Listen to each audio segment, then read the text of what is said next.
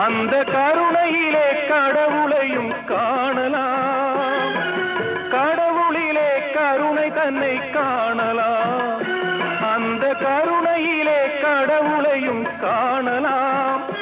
நல்ல மனசாட்சியே தேவன் அரசாட்சியாம், அங்கு ஒருபோதும் மறையாது அவன் காட்சியாம்.